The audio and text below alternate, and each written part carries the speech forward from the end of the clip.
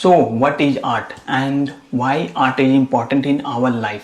तो रियल में आर्ट का मतलब क्या है और आर्ट हमारे लाइफ क्यों इम्पॉर्टेंट है, वो सारी चीज़ों के ऊपर हम लोग डिस्कस करने वाले हैं आज। तो आप आर्ट फील्ड में हो या फिर आप आर्ट फील्ड में नहीं हो, आप दोनों के लिए ये वीडियो काफ़ी ज़्यादा वैल्यूबल होने वाला है, क्योंकि इसमें बताऊंगा कि आर्ट हमारे लाइफ को कैसे इम्पैक्ट करता है। तो सबसे पहले समझते हैं कि आर्ट का मतलब क्या है। तो देखा जाए तो आर्ट सिर्फ 3 अल्फ़ाबेट का लेटर है, ठीक है, ART आर्ट।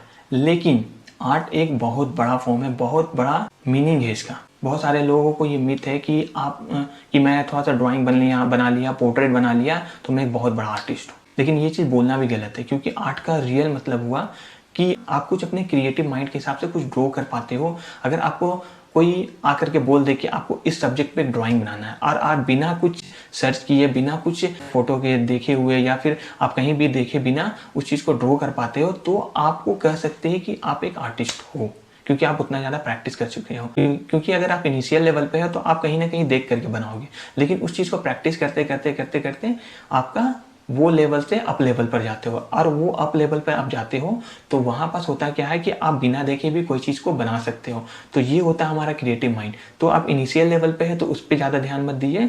इनिशियल लेवल पर सिर्फ आप ड्रॉ करने की कोशिश कीजिए, ज़्यादा ज़्यादा स्केचिंग कीजिए। उससे क्या होगा, स्केचिंग करने से आप चीज़ों को ज़्यादा याद रख पाएंगे कि अगर मान के चलिए कोई चलता हुआ आदमी है तो उसको किस तरह से ड्रॉ करें, वो सारा चीज़ वो मेमोराइज कर पाएंगे। और आप बाद में जब आप अप लेवल पर जाओगे तो आप अपने क्रिएटिव माइंड के हिसाब से उस चीज़ को ड्रॉ कर पाओगे।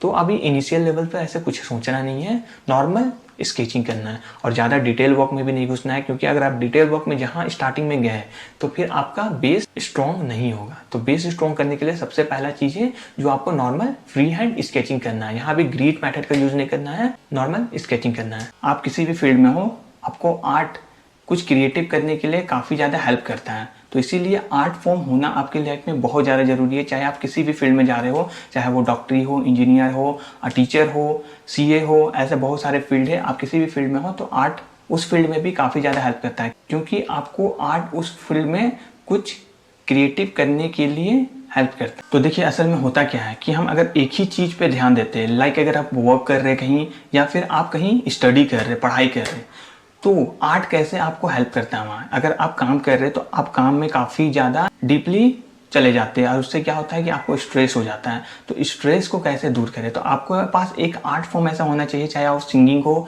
डांसिंग हो या फिर पेंटिंग हो। आपके पास कुछ ऐसे आर्ट फॉर्म सीखना बहुत ज़्यादा ज़रूरी है और उस चीज़ में घुसना बहुत ज़्यादा ज़रूरी है, क्योंकि अगर आप उस फील्ड में घुसोगे तो आप वहाँ से कहीं ना कहीं माइंड को चेंज कर पाओगे।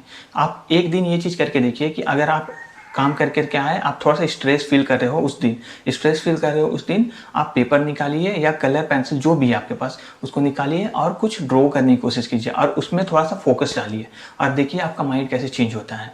तो ये होना बहुत ज़्यादा ज़रूरी है। अगर आप स्टूडेंट हैं, आप अगर पढ़ाई करते हैं तो पढ़ाई में किस तरह आर्ट मदद करता है कि देखिए, अगर हम अभी सबसे पहले तो बात करते हैं जो स्कूली बच्चे हैं या फिर अभी कॉलेज लाइफ में हैं, तो उनके लिए कि आर्ट होना क्यों ज़रूरी है और आर्ट आपको कैसे कुछ क्रिएटिव करने के लिए हेल्प करता है और कैसे आप किसी भी फील्ड में जा रहे हो तो उसमें हेल्प करता है। जब आप आर्टिस्ट लाइन में घुसते हो, अगर आर्ट करते हो तो वहाँ पास आप कुछ क्रिएटिव करते हो, कुछ डिफरेंट सोचते हो। क्योंकि देखिए अगर हम सिर्फ पढ़ाई या वर्क करते हैं तो हम अपने माइंड का मिनिमम यूज ही कर पाते हैं, लेकिन अगर हम कुछ आर्ट फॉर्म में घुसते हैं तो उसमें होता क्या है, उसमें हम अपने माइंड का मैक्सिमम यूज कर पाते हैं। वो कैसे कि अगर हम स्टडी या वर्क करते हैं तो हम उसके सिर्फ ब्रेन के लेफ्ट एरिया को यूज कर पाते हैं, लेकिन अगर हम कुछ आर्ट फॉर्म में घुसते हैं, कुछ क्रिएटिव करते हैं, कुछ अलग करते हैं, तो वो उसमें हम अपने ब्रेन के राइट एरिया को भी यूज कर पाते हैं। तो उससे क्या होता है कि हम किसी भी फील्ड में जा रहे हैं तो वहाँ पास हम अपने माइंड का मैक्सिमम यूज कर पाते हैं, तो उस फील्ड में ग्रो कर पाते हैं और आगे बढ़ते चले जाते हैं।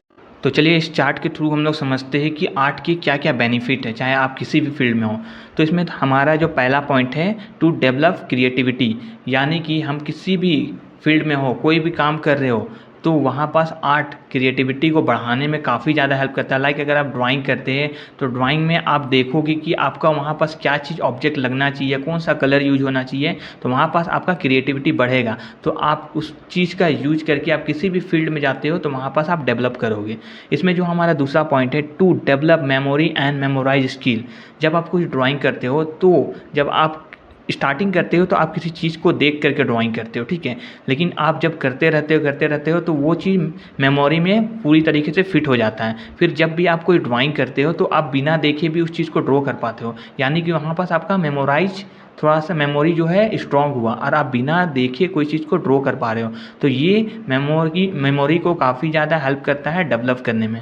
इसमें जो हमारा तीसरा पॉइंट है, to improvement in self confidence, यानी कि ये हमें सेल्फ कॉन्फिडेंस बढ़ाने में भी काफ़ी ज़्यादा हेल्प करता है।